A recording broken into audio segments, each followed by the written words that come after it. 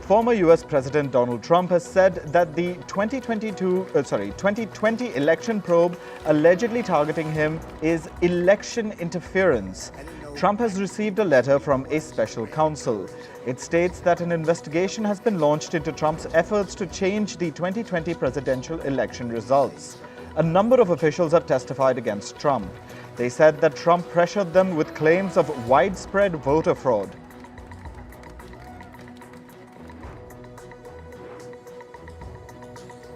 The Biden administration has reportedly stopped China's Wuhan Institute of Virology from getting access to federal funds. This comes after the lab failed to provide documents on safety and security measures. The Wuhan Institute of Virology became a flashpoint on discussions on how the COVID-19 pandemic started. FBI Director Christopher Wray suspected that the virus could have originated at the facility. Algerian President Abdelmalek Tebboune is on an official trip to China. He met Chinese Premier Li Qiang in Beijing on Wednesday. This comes after he met his Chinese counterpart Xi Jinping yesterday. Leaders of the two countries pledged to deepen cooperation in areas including security and national defense. Protests against Israeli Prime Minister Benjamin Netanyahu's judicial overhaul plan intensified. Police deployed water cannons to disperse protesters who had blocked the roads. At least 45 people were arrested. Netanyahu is pushing for a law that would decrease the checks and balances between the judiciary and the government. Israel's parliament, the Knesset, aims to pass the law before July 30th.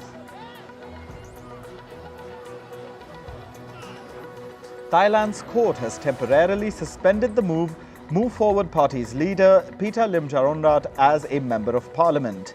The decision has been taken over a case that alleges that he was unqualified to run in the general election held on May 14th. This comes just hours before the parliament was set to hold a second vote to elect the country's next prime minister. Pita Limjaroenrat finished first in the general election. However, he failed to get enough support during the parliament's first round of votes to select the PM. Turkey's President Recep Tayyip Erdogan met Qatar's Emir Sheikh Tamim bin Hamad Al Thani at Qatar's Lusail Palace on Tuesday. Qatar and Turkey signed a joint statement to mark the 50th anniversary of their diplomatic relations. Erdogan is currently on a 3-day Gulf tour that includes Saudi Arabia and the United Arab Emirates. His Gulf trip comes 2 months after his re-election in May this year.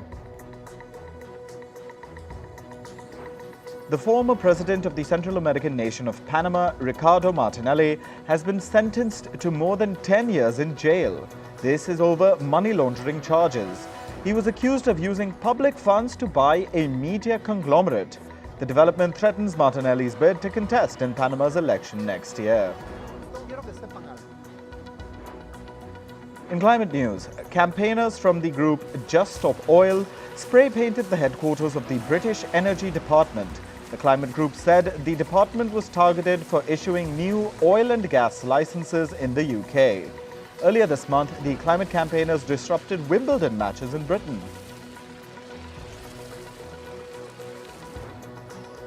Japanese Prime Minister Fumio Kishida has urged China to use scientific evidence in the Fukushima wastewater debate. Japan is set to release wastewater from the disaster-stricken Fukushima nuclear power plant into the Pacific Ocean. China has emerged as the most vocal critic against Japan's plans. Kishida said that according to the International Atomic Energy Agency, releasing the water was in line with international safety standards. Hundreds of wildfires continue to burn in Canada's Alberta and Quebec provinces. In Alberta, at least 20 out of 120 fires are out of control. In Quebec, firefighters have extinguished some of the wildfires, bringing the total down from 160 fires to 101. However, firefighters say they were unable to control the rest of the fires in Quebec. Temperatures in the U.S. city of Phoenix crossed 43 degrees Celsius for the 19th day straight. Across the United States, Americans grappled with various instances of extreme weather. This ranged from blazing heat to wildfire smoke-choked air to flash floods.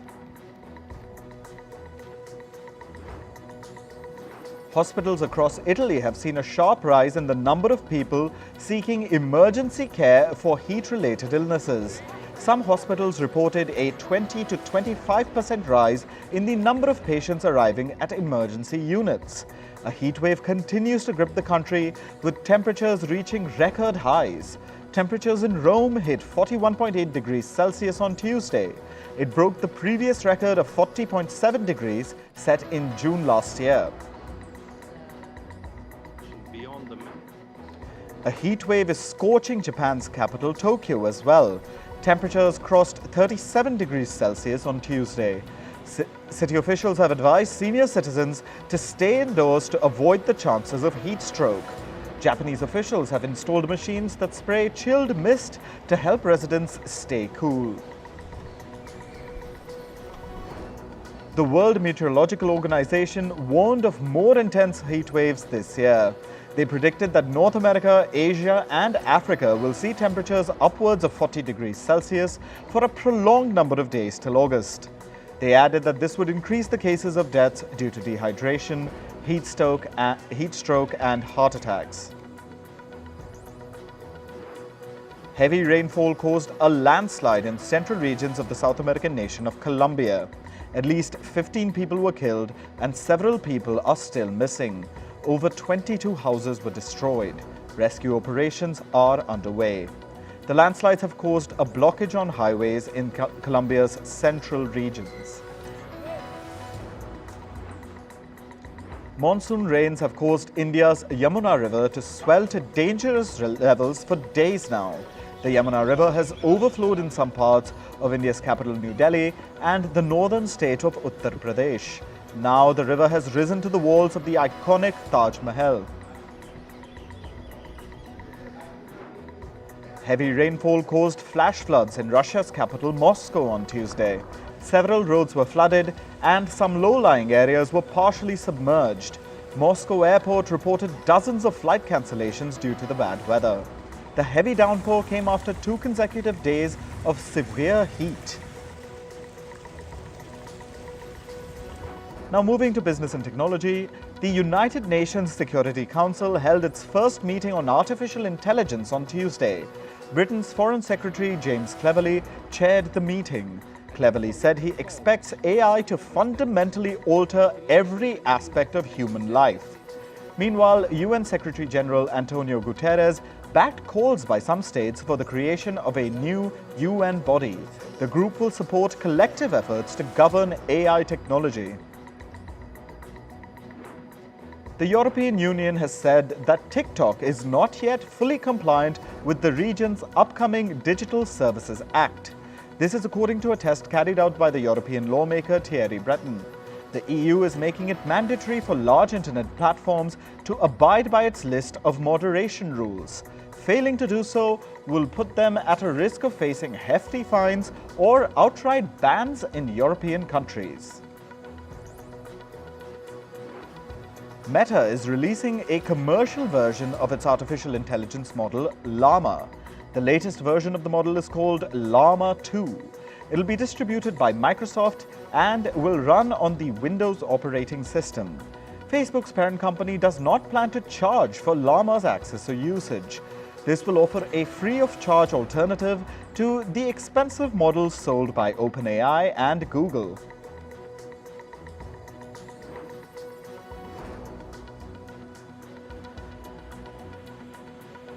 Twitter has been hit with another lawsuit this month. This is over the company's severance payouts and its bias against employees during layoffs. The lawsuit says that the company owes at least $500 million in severance pay to former employees. It also alleges that Twitter targeted older workers during the layoffs. 22 Republican Party lawmakers have written to the head of the U.S. antitrust regulator, Lina Khan. They have urged the Federal Trade Commission to drop its fight against Microsoft's acquisition of video game developer Activision Blizzard. They argued that the proposed purchase is a pro-competitive transaction. The FTC has been seeking to block the deal over concerns that it would hamper competition in the gaming sector. Australia's securities regulator has cancelled the license of the local arm of collapsed US cryptocurrency exchange FTX. This will be effective from July 14th. In November last year, FTX filed for bankruptcy protection in the US. The company had then said that it was unable to repay customers who had deposited funds on its exchange. Vietnamese automaker VinFast will begin the construction of its electric vehicle factory in the US next week. The company hopes to start the factory in 2025. This is a year later than its initial plan. The factory will be capable of producing 150,000 vehicles per year. The company also aims to make it the primary supplier of electric vehicles in the North American market. US auto safety regulators are opening a special crash investigation into a fatal accident involving a Tesla vehicle. In July this year, a 17-year-old driving a Subaru was killed after a head-on collision with a Tesla Model 3. The Tesla driver was suspected of relying on the vehicle's advanced driver assistance systems. Since 2016, the auto regulator has opened more than 36 special crash investigations against Tesla. These are cases where the vehicles were suspected of using driving assistance systems such as the autopilot mode. Johnson & Johnson has been ordered to pay nearly $19 million to a man from California in the US. The 24-year-old said that he developed cancer from exposure to the company's baby powder. This comes as a setback for Johnson & Johnson as it seeks to settle thousands of similar cases over its talc-based products in the US. According to a report, more than 100 McDonald's employees are allegedly facing sexual assault, harassment, racism and bullying. This is across its outlets in the UK. Workers, some as young as 17, say they are being groped and harassed almost routinely. McDonald's has now apologized and said it had fallen short. Moving to sports, in women's cricket, England beat Australia by 69 runs in the third Ashes one-day international match. England put up a target of 285 runs in their innings. Australia were bowled out for 199 runs in the 35th over. With the victory, England won the three-match ODI series 2-1. However, Australia clinched this year's women's Ashes. Earlier, the Aussies beat England 1-0 in Test matches and 2-1 in the T20 series. Inter Milan goalkeeper Andre Onana has confirmed his transfer to English club Manchester United. Man United will pay the Serie A club a fee worth over $71 million for the goalkeeper. This is United's second signing in the summer transfer window. Earlier this month, Chelsea's Mason Mount joined the Red Devils. This year's list of the most valuable players has been released. Manchester City striker Erling Haaland is now the #1 MVP. He overtook Paris Saint-Germain's Kylian Mbappe. Haaland is now valued at over $217 million. At a value of about $204 million, Mbappe is second. Real Madrid's Vinicius Jr. is ranked third at just above $176 million. Lionel Messi participated in his first training session for Inter Miami on Tuesday. The Argentine star took part in drills and dribbling exercises. Messi's former Barcelona teammate Sergio Busquets also took part in the practice session. Both Messi and Busquets will debut for Inter Miami on Friday. Meanwhile, former Barcelona defender Jordi Alba is also set to join Inter Miami. The club's president confirmed the news on Tuesday. Alba will link up with his former Barca teammates Messi and Busquets again. Meanwhile, Inter Miami is looking to sign another former Barcelona player, Luis Suarez.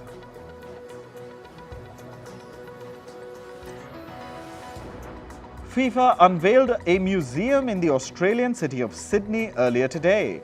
This comes just a day before the kickoff of this year's Women's World Cup. Trophies of previous World Cups are on display at the museum. FIFA is looking to increase the popularity for women's football. The football body expects that at least 2 billion people will watch the 2023 Women's World Cup. In badminton, India's Priyanshu Rajawat advanced to the second round at this year's Korea Open. The tournament is being played in South Korea's capital, Seoul. Rajawat beat Korea's Choi Ji-hoon 21-15, 21-19. He will next play Japan's Kodai Naraoka on Thursday. Meanwhile, the Indian men's pair of Chirag Shetty and S. Ranki Reddy also advanced to the second round at the Korea Open. They beat their Thai opponents 21-16, 21-14. During the match, Ranki Reddy set a world record for the fastest badminton shot. His smash shot reached a whopping speed of 565 kilometers per hour. Ranki Reddy now holds the record for the fastest speed in all sports. The fastest time recorded for any other sport is a Formula One race car, which clocked almost 400 kilometers per hour. Indian mixed doubles pair of Rohan Kapoor and N. Sikki Reddy also won at the Korea Open. They beat the Philippine duo of Alvin Morada and Alisa Leonardo 21-17, 21-17 in straight sets. The Indian pair will next play their Chinese counterparts on Thursday. The chief of the International Olympic Committee defended Russian and Belarusian athletes. On Tuesday, he said that the athletes shouldn't be punished because of how their governments act. He further noted that sports and politics should not be mixed. The committee is yet to make a decision on the participation of athletes from Russia and Belarus in the 2024 Olympic Games. The Paris Olympics start on the 26th of July next year.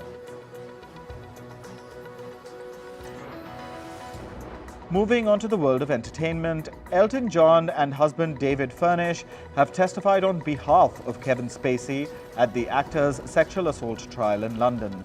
The singer dialed in via video link from Monaco on Monday. John shared his recollections of Spacey attending his annual white tie and tiara ball.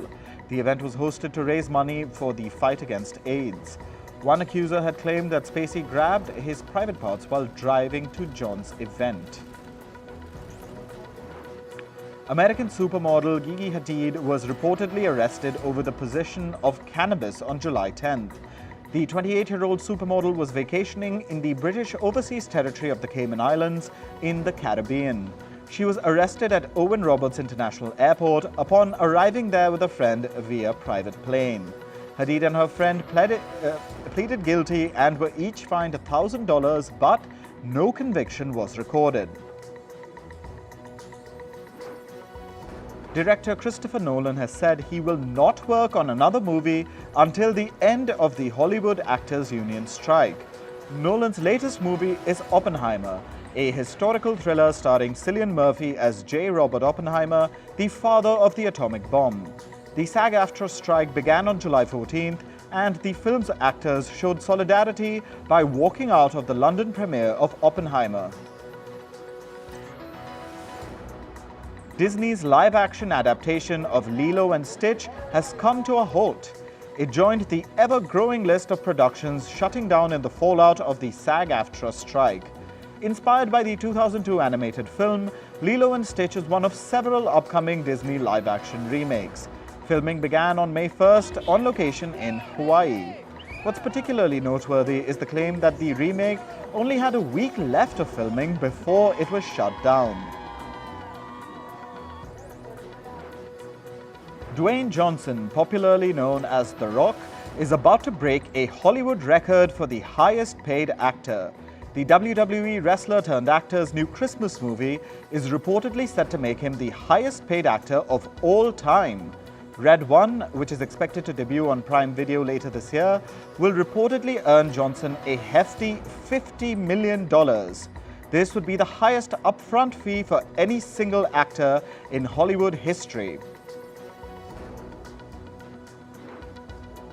Meanwhile, all 5 seasons of the rock star Ballers are expected to be featured on Netflix in the United States on August 15th. Netflix has also lined up the series for release in Brazil and the Netherlands. Created by Steven Levinson, Ballers ran for 5 seasons on HBO between 2015 and 2019. The series revolves around the glamorous and high-stakes world of professional sports and the lives of the athletes, agents and financial managers who navigate it. Just in time for its 30th anniversary, the 90s sci-fi series Babylon 5 is headed for Blu-ray. Babylon 5, the complete series, containing every episode of J. Michael Straczynski's space opera magnum opus, will be released this December. It'll be the first time the series has been remastered in high definition. The series was a technical marvel for its time. The show's titular space station, Babylon 5, and the space battles that often erupted around it were all rendered in CG. Britney Spears has some new music dropping soon. The pop star is collaborating on a new single with producer and former Black Eyed Peas frontman will.i.am. The duo teased a new song titled Mind Your Business on his Instagram on Monday. will.i.am and Spears have collaborated in the past on songs such as Big Fat Bass, a track on her 2011 Femme Fatale album. A concert by the US rapper Travis Scott at the Giza Pyramids has been banned by the Egyptian Musicians Syndicate. The ban comes after an online campaign against the hip-hop artist. In recent years, the Egyptian Musicians Syndicate has spearheaded a fight against musical genres deemed improper in Egypt, with rap a frequent target. The Music Syndicate has released a statement saying that Scott's concert would, quote-unquote, go against their traditions. The 51-year-old rap star Snoop Dogg will launch a new cookbook called Snoop Dogg Presents Goon with the Spoon. This will be in collaboration with fellow rapper E40. The book will feature over 65 recipes and has been inspired by Snoop and E40's music.